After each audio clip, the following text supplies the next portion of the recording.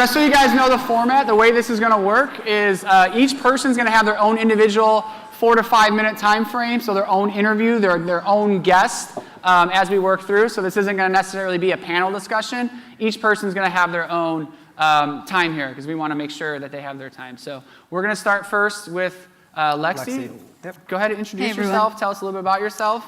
My name is rock and roll. My name's Lexie Hyland. I'm a filmmaker in Indianapolis.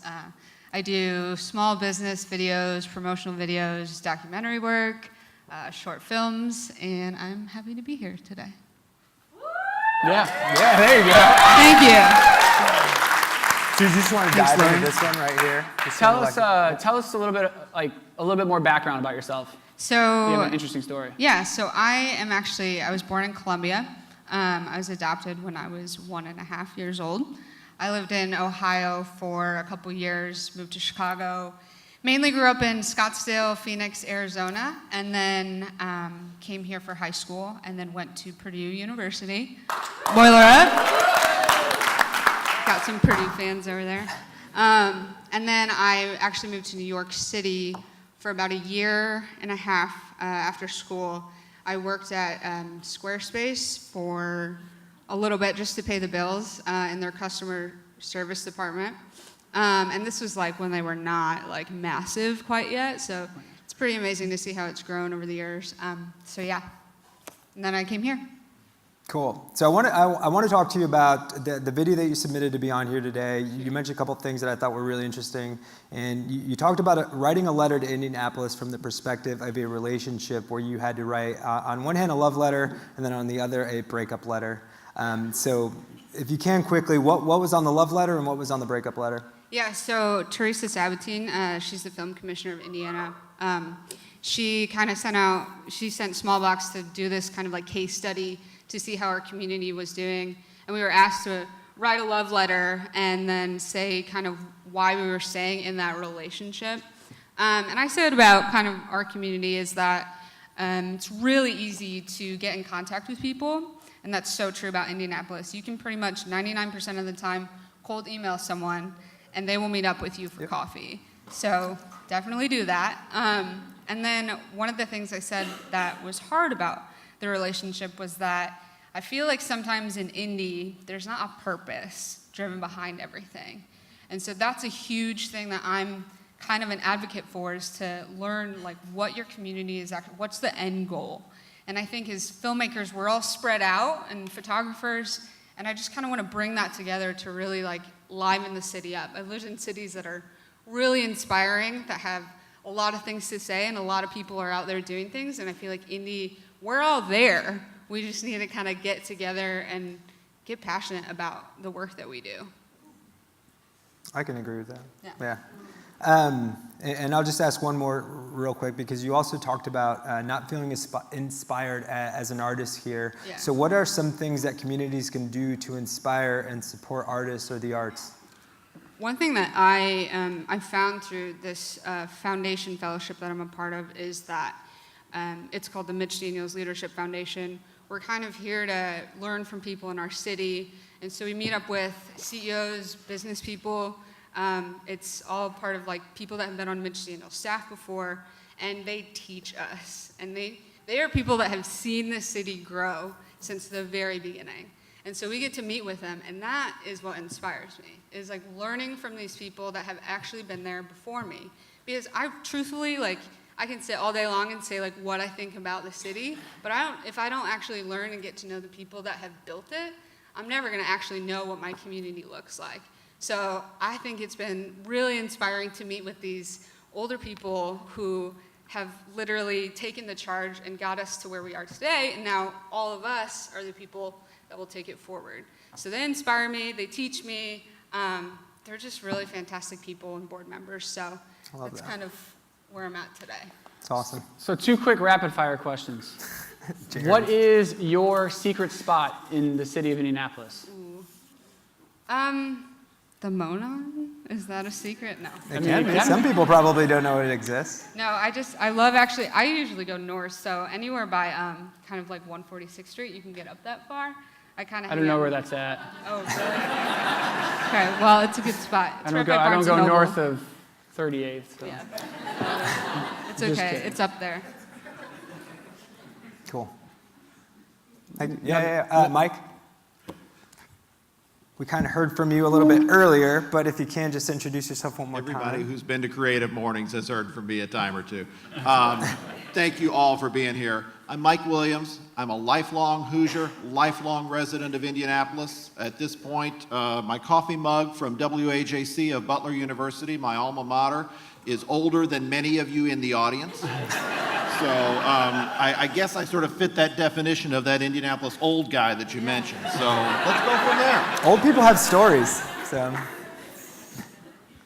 So, actually, I have one quick question before we even get started. I creeped on you on Instagram, sorry. And you said trains in your biography. Uh-huh. So, train as in music or train as in trains? No. Specifically steam trains. Okay. Way Gotcha. older than trains. I was Sorry. thinking you were going fitness on this. Sorry. No. Definitely No. not music. No, I'm actually getting to do a presentation at PhotoVenture on the 30th that is basically 20 years of digital steam train photography. Wow. So it'll be fun. Long-time hobby. So, my quick question for you here: what are you looking for, or looking for in your community? Learning. Every day I come to work, I want to learn something new each and every day. And so far, for the 36 years I've been at the library, I have learned something new every day. And that's, to me, what life is all about: continual learning. You get a degree, you get a master's degree, you're done with formal schooling. Hopefully, you never stop learning. Have you learned anything today? Your podcast is cool. You sound cool on the podcast, but it's nice to actually see you both, other than walking by at Indievolved and going, yeah, two young dudes doing a podcast. This is cool. So, awesome to actually see you.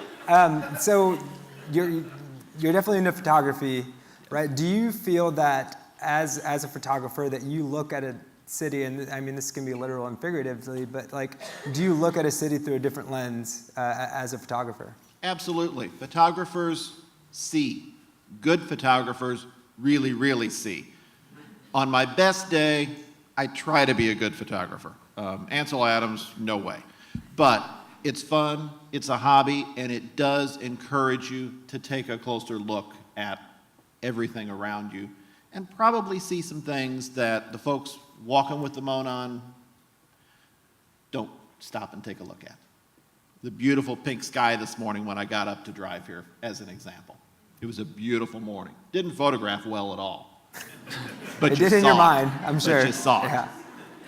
Being here at the Central Library, do you have like a favorite moment that's occurred here at the library? Well, in my stint back at Central Library for the past 5 years, because I started out here all those years ago when I was attending Butler part-time working in circulation, I got to open the time capsule that was entombed in the cornerstone of the building 100 years ago. So I actually got to get the tin snips out and open that and see what all of our forebears put in that. What was in that? there? That was awesome. One of my favorite things in it was everything was remarkably preserved, number one. A flag, the American flag from 1916, when that was put in there, literally the same number of stars that both of my grandfathers fought under in World War I. Whoa. That was a powerful thing to pull out of that time capsule, for me. Wow. You got a rapid fire? What are you currently obsessed with? Trains? Well, that's certainly been the, Steam power. 20 years of photographs digital on a bunch of hard drives and trying to make something out of that. My wife will tell you that's been a far bigger project than she hoped it would be. Photography-wise, the gear, Nikon and Canon are both going to come out with new full-frame cameras, probably for Photokina this year. It's a fun thing to follow, to see what's new, where it's going to go, what it's going to be. That's sort of my internet obsession of the week. Love it. Cool, well, thank you. Moving on to our third guest, Anna. Go ahead and introduce yourself, and we'll just throw it out there. Hi everyone, I'm Anna Saraceno. I am here to share my love of digital steam train photography as well. Thank you. First I wanted to say that this is about community, and what I loved about getting up here is that there were so many people in the audience giving reassuring, like, you got this, thumbs up. Like, that was so cool to be up here and see that. But I'm Anna. My name tag just fell off. I'm a product designer at Trello. I live here in Indianapolis with my wife. We recently became foster parents to 2 awesome little boys. Congratulations. Thank you. I don't even know what we were getting into. Going from 0 kids to a 4- and 5-year-old boy is like crazy. But yeah, I work remotely. I work out of a co-working space downtown. Yeah. So on your video, you talked a little bit about how a huge change in your life kind of progressed you to another massive moment in your life. Can you talk about that a little bit? Yeah, absolutely. So last year I was working as a UX designer at a healthcare company, and it was kind of a dream job of mine because before I got into design, I actually studied public health, and the reason that I went into design was to kind of combine the 2 fields of design and health. About 9 months into the job, my team suddenly got laid off, and I was like, oh my gosh, this is terrible. But it was actually an amazing catalyst for change in my life because it really kind of forced me to become a much more integrated part of the creative community here in Indianapolis, both kind of on the design side of things and on the tech side of things. And without that layoff happening, I think I probably just would have been kind of content with where I was and wouldn't have made the connections that I did otherwise. Excellent. So I've got a real quick follow-up question on that. Like, what do you think was holding you back before being laid off, right? Like, obviously it's this huge catalyst for change, and now you have to act because your hand is forced to do this thing, but obviously you had been thinking about doing something else, at least at some point. So what do you think was holding you back?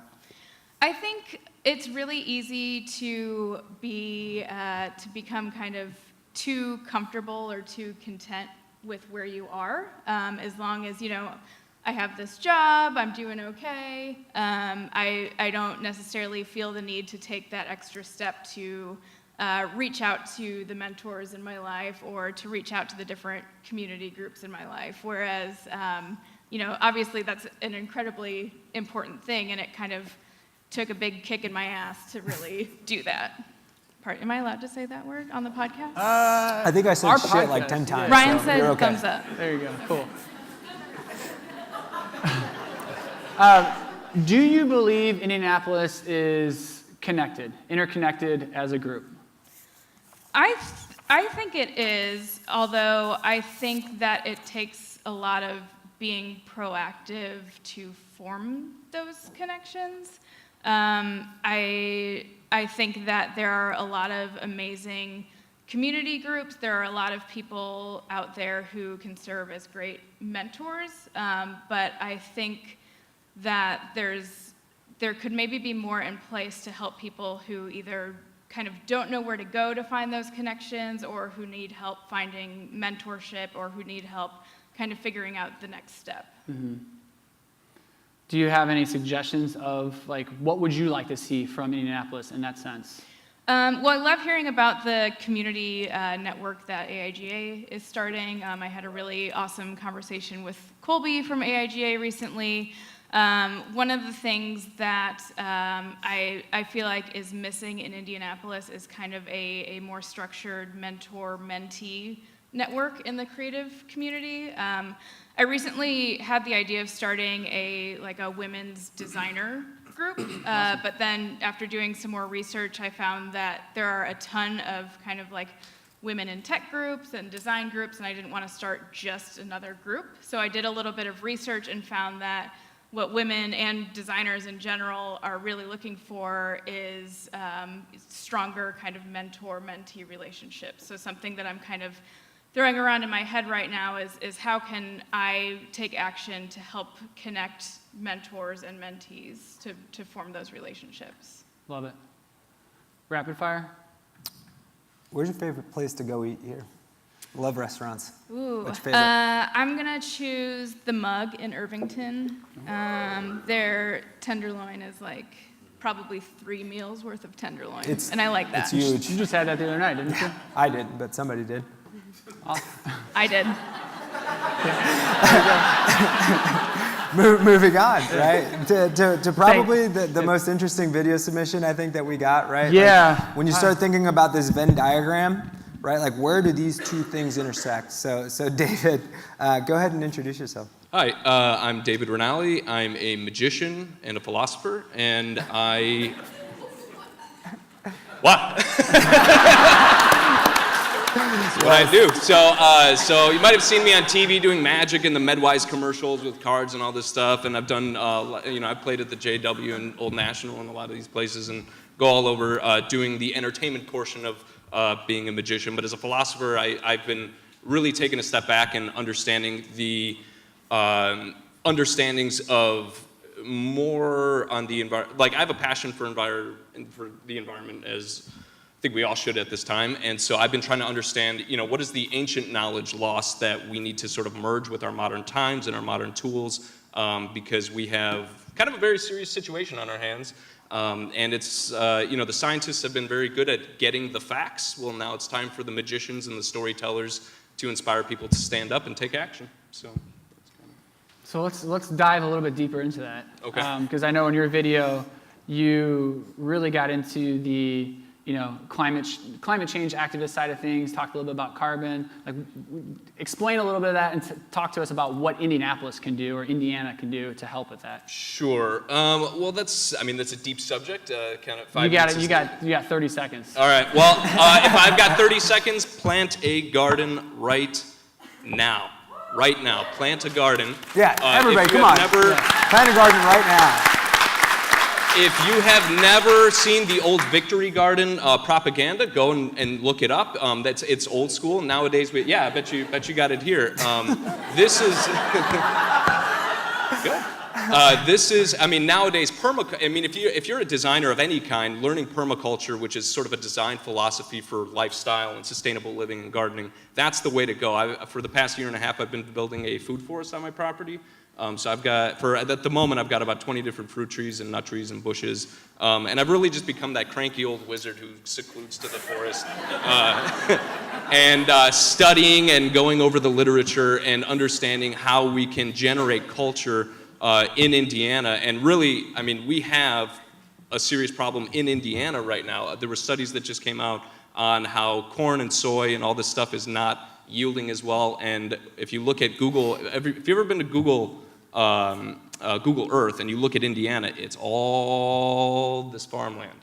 And all of our nature reserves and everything, these are not necessarily native landscapes that will actually insulate us and create a culture of multiple living things, not just human culture, but having a relationship to a tree and understanding what that tree needs and how it feeds you. And literally, I ate a banana this morning. I don't know where it came from. I don't know where the coffee beans came from any of this. If you want to eat better than a billionaire, plant a garden. Have this great nutritious thing right there in front of you and connect with it on a psychological level so that you appreciate it and that we can actually build businesses around this. We have Hawaii right now about to get clobbered. Scott Jones, an Indiana man, he's in Hawaii right now. These are real people, and do we have fleets of mobile farms going to these places? Do we have fleets of solar panels and water filtering systems? No. We need entrepreneurs to stand up and build these businesses, go to these places, and help our collective culture out, repopulate the buffalo, get the bobcats back, get all the animals, And that doesn't mean that our large-scale infrastructure isn't going to be useful, and it doesn't mean that we don't have our big energy companies can't make a difference as well. It's the choice. You have the ability to make the choice. So and find a way to adapt what you already do to complement that. But at the end of the day, plant a garden, because with the trade wars and with all of these forest fires and all this stuff, food will become more scarce. I mean, that's just the reality of it. So no need, plant it right outside. And I think you tee us up perfect for a quick rapid fire. If we can connect you with anybody in the city, right, there's this thing called the drink culture effect. We can help things happen. Who can we connect you with? I don't know. I mean, I have an idea for like a really cool business that would make Indiana be literally a leader in the environmental path. You know, I mean, creating a system that draws down carbon and turns Indiana into a giant carbon vacuum, using our farmland and strategic grazing and integrating animals into a system. So, I mean, I guess somebody with buku bucks that can make that happen? I don't know. I guess that at the end of the day, I'm just looking to get the word out. Plant a garden, learn to think differently, and connect with the rest of nature and integrate yourself into the systems of life that are beyond the human elements. So. That's awesome. You said your talk was going to be somber and sad. Well, I mean, there's a lot of suffering that's taken place, and we've had it pretty nice here for the past 2 years. I mean, we've seen Orlando, we've seen Houston, we've seen all these places. We are in the calm before the storm, and what we do right now over the next 1 to 5 years is, I mean, you want to talk about culture. We inherit culture. We're passing down a culture to our children. Are they going to look at us and say, why didn't you do anything? You knew this was happening, you know? So it's our choice. This is the kumbaya moment, everybody. This is where we all get together and stand up. And we've got the ability, you know, we get to write our own story. And we've all got these storytelling devices that are connected, and we can all share the stories. And what are we doing? You know, like we have... If you want to tell a good story, now's the time, because you've got all the information that has ever been known to mankind in the palm of your hand. You have access. You can literally order a garden and have it arrive at your doorstep. I mean, as far as this is the philosopher's stone that we've been waiting for, and we don't realize it. We think it's a way to make, you know, to get on Tinder, Grindr, whatever it is that people do with these things nowadays. So, all right. Well, with that, so we'll give everybody, go down the line. Where can people follow you? See what you're doing, right? I mean, Rinaldi.com, davidthemagician.com. I mean, just follow me on Instagram and all that stuff. I'm working on kind of a blog and called Earth 101, and just getting people understanding these different concepts and changing the conversation, because the conversation is being manipulated to being about abstract ideas. What's the temperature and who cares? I mean, we know it's bad. What is right in front of you? What's happening right in front of you? Do you have access to food during these dangerous times? Chances are probably not. So, follow up and let's generate the culture together. I can't do it by myself. Anna? So. You could, I guess, just Google Anna Saraceno. You can find me on Twitter tweeting about design and diversity and product and cats, and you can find me on Medium writing about design and product and music. And there's probably other weird stuff about me on the internet too. I'll leave that up to you. Mike? Pretty simple. Indy Mike Williams, INDYMIKEWMS. Took out some of the letters in Williams to make it shorter like you guys. I like that. Lexie? Lexie Hyland Films is my Instagram handle and Facebook, and there's no GH, it's just HILAND. And also, I was just going to say one more thing. If anyone is interested, women or otherwise, in learning about film, I'm a huge proponent of mentoring. So if you know anyone that's interested, that's younger, that wants to learn some skills and stuff, please send them my way, because I definitely think it's a huge opportunity to build up the filmmakers of tomorrow. So, awesome. Give a round of applause to our guests. Yeah. You guys are awesome.